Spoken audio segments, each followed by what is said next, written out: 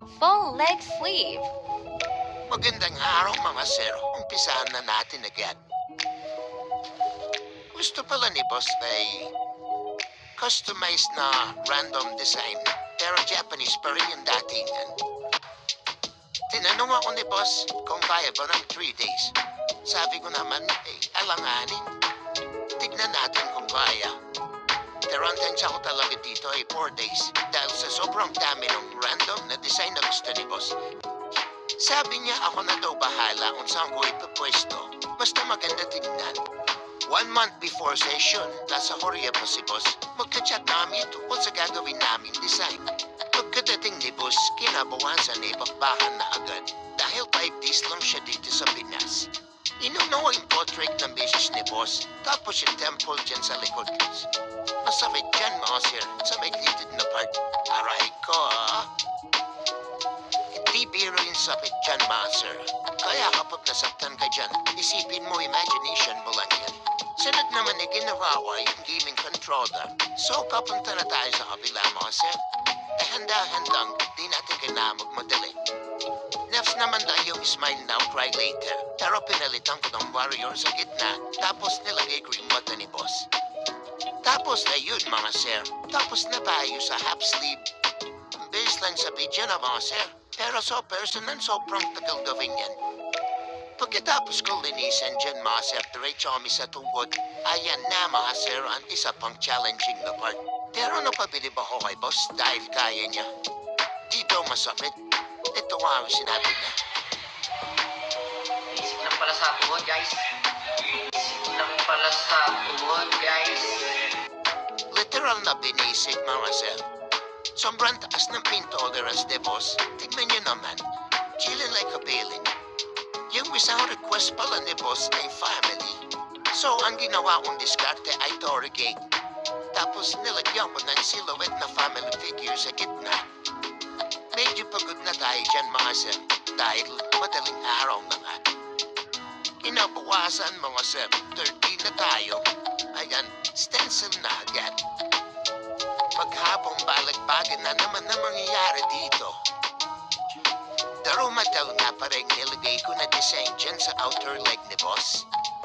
Sa sobrang tagal ng tattoo ni boss, muntik nang humaba yung buhok niya sa kakahintay.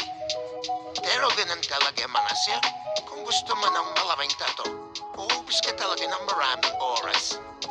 Akala ko inimitay na si boss dyan at ayun, biglang gumalaw, tumutuwa pa pala.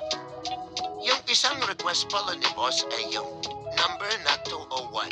Tapos pangalan ng misis niya at anak niya. Ilagay ko sa Lucky Charm para maganda pa din tignan. Shoutout nga pala sa apprentice at barkada ko. Bumiyahe pa ng Pampanga to Nueva Ecija para yeti CPL lens. Ito nga pala siya mama sir, pag naka-CPL.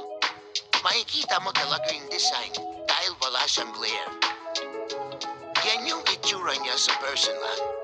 Shoutout nga pala sa bayong ni boss na taga-video namin. At 4 days kaming ina-assist. Napagod din kasi siya sa amin mga sir. Dahil mayat maya kaming nagkikisuyo sa kanya ng kape, merienda at kung ano-ano pa. Medyo pagod na ako sa part na to mga sir. Kaya pinabidyo ako muna sa aring apprentice na barkada yung natapos namin sa 3rd day. Tiyanan! O diba mga sir? Medyo lumalapit na tayo sa katotohanan.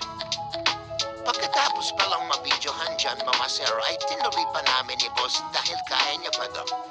Para konti na lang yung gagawin namin kinabukasan. Salamat nga pala sa ibang bayo ni boss at sa mga biyanan niya. Na sobrang babait din at maasikasa lalo na sa pagkain. Balit tinuloy pa namin ang konti yung background dito sa likod mga sir. At eto na nga support day natin. Ayun, muntik nang umangat yung pag ni boss. Kaya muntik ko nang inispray ng pampamanhid. Namumuntikan na namang umaray si boss dito. Dahil nga sa binalikan na naman natin yung litid na part sa may bandang itaas. Pero huwag kayong mag-alala dahil in case of emergency, nakaredy yung alambre natin dyan. Pag di na kaya ni boss, kahit may white pa yan, itatadi lang natin siya at sigurado matatapos yung tattoo niya. Pinapalakas ko naman kasi talaga yung loob ni boss dito. Sabi niya kasi, sobrang sakit na talaga. Sabi ko naman sa kanya, imagination mo lang yan. Ganun kasi talaga. Kung saan yung masakit, dun ka talaga masasaktan. Sa part na doon, nilagay ko na yung moon sa tabi ng temple, tsaka yung aeroplano na may soul sa taas. Pati na rin yung currency ng dollar tsaka peso. Yung currency naman ng one, nasa harapan katabi ng Lucky Charm. At ayun na nga natapos din mga sir. Tignan niyo naman gaano kasaya si boss. Kitang-kita talaga yung ngiti sa smile niya. Iba kasi talaga yung pakiramdam mga sir. Pag natapos niya yung gusto niyang pyesa. Sobrang salamat kay boss dahil sa akin niya ulit pinagkatiwala ang balat niya. Pangatlong tattoo niya na basi sa akin to mga sir. Ito na nga pala ang ating finished product.